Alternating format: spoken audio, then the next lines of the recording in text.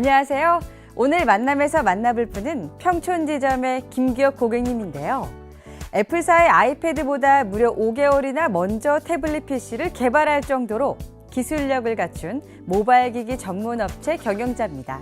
지금 만나보시죠. 김기혁 고객님을 만나기 위해 찾아간 곳은 경기도 안양에 위치하고 있는 주식회사 성우모바일. 주식회사 성우모바일은 지난 2005년에 설립한 기업으로 설립 때부터 지금까지 평촌지점과 인연을 이어오고 있는 곳이다.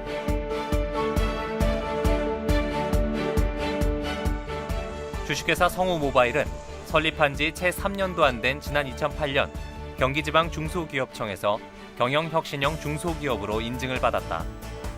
그리고 그 이듬해 기술혁신형 중소기업과 경기도 유망 중소기업으로 선정됐고 2011년에는 안양시가 인정한 선도기업으로 손꼽힌 곳이다. 2005년에 이제 설립을 했습니다. 설립을 해서 처음에 삼성전자에 멀티미디어 솔루션을 납품을 했습니다. 그러면서 이제 저희 회사가 스타트를 했고요. 그래서 그게 모태가 돼서 성우에 모바일에 붙은 게 모바일 기기에 대한 솔루션 납품해서 이제 성우 모바일이었고요. 그래서 쭉 와서 지금은 태블릿 PC를 제조, 개발해서 판매까지 지금 진행을 하고 있습니다.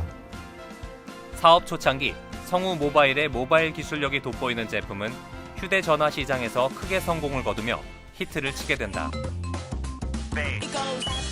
SCH B540이라는 삼성에서 되게 히트했던 폰입니다. 이제 그것도 저희가 납품했던 제품이고요. 머리가 이렇게 돌아가는 이오리 폰이라고 그래가지고 한 채 그때 당시 최고 유행을 했고 그걸 담당하셨던 저희 삼성 팀장님은 승진도 하시고 그것 때문에 아주 좋았었던 폰입니다.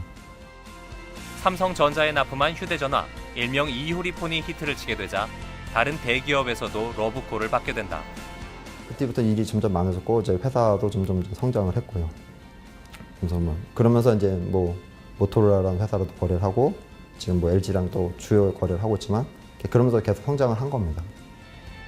단연간 쌓아온 기술력을 바탕으로 김기혁 고객님은 스마트 패드 시장을 겨냥해 사업을 확대해 간다. 그리고 국내 처음으로 7인치 스마트 패드를 선보이면서 주목을 받게 된다. 근데 2009년도에 7인치 기반으로 해서 SWM100이라는 모델이 있습니다. 그 같은 경우는 이제 애플 아이패드보다 먼저 저희가 기획을 했었고 저희가 2009년도 10월 달에 저 개발을 끝내고서 프로모션을 했으니까요. 그 다음에 2010년도 3월에 아이패드가 나왔습니다. 아이패드 1이. 애플사보다 제품 개발은 빨랐지만 시장의 반응은 차가웠다. 2009년도에 이걸 갖고 제품을 갖고 설명하면 도대체 이게 왜 필요하냐. 그걸 설명하는데 정말 힘들었습니다. 이 제품군이 없었기 때문에 이제 지금은 아이패드랑 똑같은 거라고 보시면 된다고 하면 되기 때문에 그 뒤로는 설명이 쉬워졌는데 제품 설명조차 너무 힘들었습니다. 경영에 어려움을 느낄 때마다 김기혁 고객님은 신제품 개발에 박차를 가했고 최근에 넷패드를 출시했다. 넷패드는 기존의 넷북과 스마트패드가 지닌 장점만 모아 만든 것으로 넷북 대체용이나 교육용 단말기 등으로 상용화시킬 계획이다. 개발하는 제품마다 히트 상품이 되면서 성우 모바일이라는 브랜드명이 알려지기 시작하는데요. 이처럼 포기를 모르고 끊임없이 노력하는 김기혁 고객님의 도전 정신은 학창 시절부터 쌓아온 경험이 있었기에 가능했다고 합니다. 학창 시절부터 창업에 관심이 많았던 김기혁 고객님은 다양한 정보를 수집해 벤처 사업을 직접 운영해 보기도 했다. 대학 때부터도 이제 전자공학을 했는데 경영이라든지 이런 쪽에 더 관심 많이 그쪽에 공부를 좀 많이 했고요. 그 전에 이제 벤처 회사를 한번 하다가 말아먹은 적도 있고 학생 때. 그다음에 이제 그 전에는 이제 낙지대학 떡볶이과라는 뭐 식당을 한 1년 동안 운영을 한 적도 있습니다. 그래서 이제 대학로에서 그걸 운영을 하면서 어떻게 보면 계속 이제 이쪽으로 이제 경험을 쌓아 나갔습니다. 졸업 후 전공을 살려 펜텍에 입사를 한다. 그리고 5년 후 기술력과 아이디어에 자신감이 생기자 회사를 그만두고 주식회사 성우모바일을 세운다.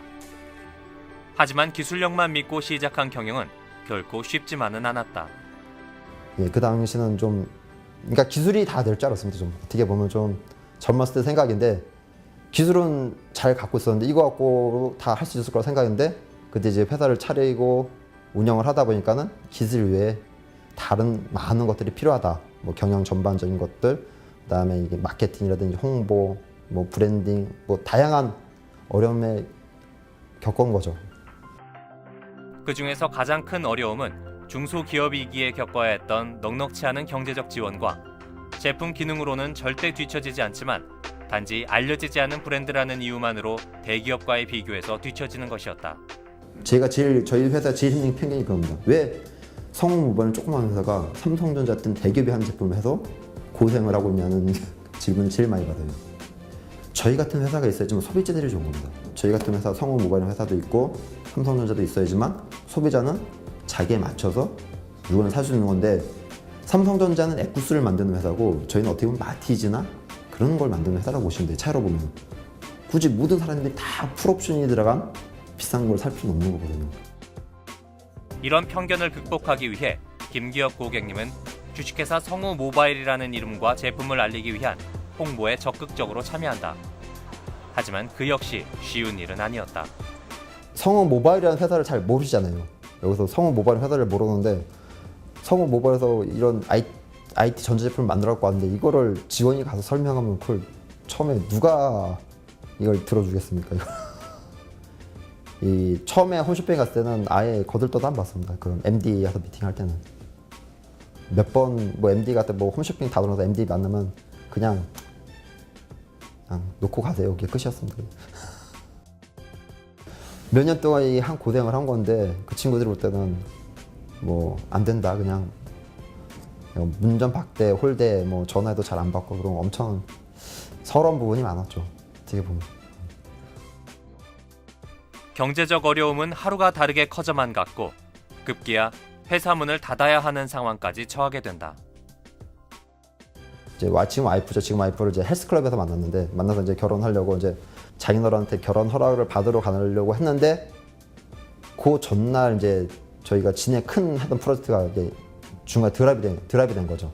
계약이 그냥 드랍이 되는 바람에 저희 회사가 한번 한참 힘들어진 적이 있었어요. 한번 저희 회사 수습도 못 하고 이제 회사는 뭐 그때 뭐 구조조정을 해야 될 정도였었고, 도대체 어떻게 되나. 그렇지만 뭐 제가 볼 때 시련을 견딜 수 있는 것만큼 주는 거니까요. 그래서 선택한 것이 해외 진출이었고, 해외 진출을 성공하기 위해 주식회사 성우모바일은 해외 바이어들을 만날 수 있는 박람회에 참여하기 시작했다. 외국사에서 나갔을 때는 그냥 제품의 가격, 상태, 질만 보고 평가를 받는데, 한국은 브랜드를 갖고 평가를 하다 보니까 한국에서가 더 어떻게 보면 더 힘듭니다, 지금. 제품만으로 해외에서 인정받은 김기혁 고객님은 국내 시장에 다시 한번 도전장을 내밀었다.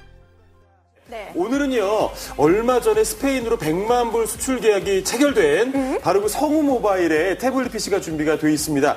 홈쇼핑에서 딱 판매된다는 거는 우선 AS, 품질, 생산, 그런 것들은 홈쇼핑 업체가 또 인정을 해주는 거 아닙니까? 어떻게 보면 그 인정을 저희 받은 거기 때문에 어떻게 보면 홈쇼핑 GS가 저희 보증을 서주는 거죠. 그래서 좀 더 소비자들이 안전하게 믿고 또 사는 또 장점도 있습니다. 어떻게 보면. 명동에 위치한 꿈꾸는 청년 가게. 대기업에 비해 판로 확보가 어려운 중소기업 제품만 판매하는 매장으로 주식회사 성우모바일 제품도 이곳에서 만나볼 수 있는데 그 반응이 꽤 좋은 편이다.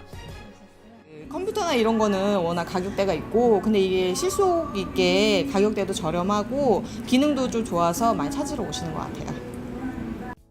오뚜기처럼 쓰러졌다가 일어서고 쓰러졌다가 다시 일어서는 김기혁 고객님의 옆에는 항상 든든하게 힘이 되어주는 벗이 있었습니다. 김기혁 고객님과 평촌지점의 인연은 2005년으로 거슬러 올라간다. 당시 김기혁 고객님은 회사 설립에 많은 자금이 필요했지만 젊은 창업가에게 선뜻 돈을 내어주는 곳은 없었다. 다른 데 갔더니 뭐 그냥 문전박대죠. 이제 홀대 하는 거죠.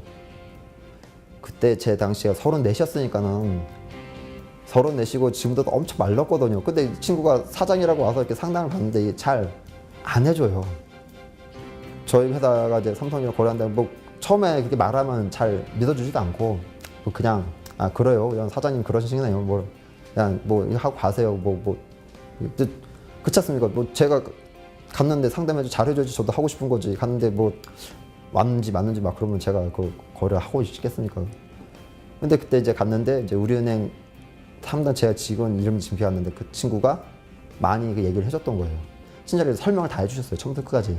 어떤 것들이 있고 나중에 뭐 아까 뭐 정치 자금 받는데도 어떤 것들이 있으니까는 뭐 벤처를 받고 이렇게 하시면 저희가 많이 도움을 또 드릴 수 있다. 그런 것들을 이제 설명을 해주는 거죠. 처음 사업하는 사람이 이걸 어떻게 알겠어요. 그래서 그게 인상이 남아서 우리은행을 거래를 하게 된 겁니다.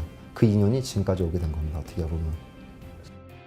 회사 설립 후에도 어려움을 겪을 때마다 그에게 손을 내밀어준 곳은 평촌지점이었고 항상 곁을 지켜주는 것 역시 평촌지점이었다. 사업도 그렇고 마라톤도 그렇고 좋을 때도 있고 나쁠 때도 있는 것 같습니다. 마라톤도 처음에 한 5km, 10km 뛰면 되게 좋고 행복해요. 하다 보니까 이제 위기가 있는 겁니다. 어려울 때. 그래서 마라톤도 똑같이 37km 정도 되면 뭐 자빠지고 싶고 넘어지고 포기하고 싶을 때, 그리고 위기했을 때, 그때 우리은행이 옆에서 같이 지점장님도 그렇고 부장님도 그렇고 같이 얘기를 많이 해주시면서 어떻게 돌파를 하는 게 좋겠다는 거를 저는 옆에서 계속 해주셨습니다. 근데 어떻게 보면 이제 그 부분이 제가 볼 때 이제 마라톤을 볼 때 이제 페이스메이커 같은 역할을 해주셨던 거죠. 그 뒤로 저희 회사가 한 단계 더 업그레이드를 했습니다. 지금은. 그때 우리은행에서 같이 안 해주고 저희가 만약 뭐 자빠졌다, 넘어졌다, 부도났다 그랬으면은 아마 제 인생은 되게 우울했을 텐데, 근데 어떻게 보면 그 힘든 시기를 우리은행과 같이 극복했다는 게 저한테는 가장 큰 추억이자 기쁨인 것 같습니다. 인연은 누구와 맺느냐도 중요하지만요. 어떻게 이어나가느냐도 중요한 것 같습니다. 우리 가족 여러분들도 소중한 인연에게 감사한 마음을 전해보는 건 어떨까요? 오늘 준비한 만남은 여기까지입니다. 다음 시간에도 소중한 우리 고객님을 모시고 찾아오겠습니다.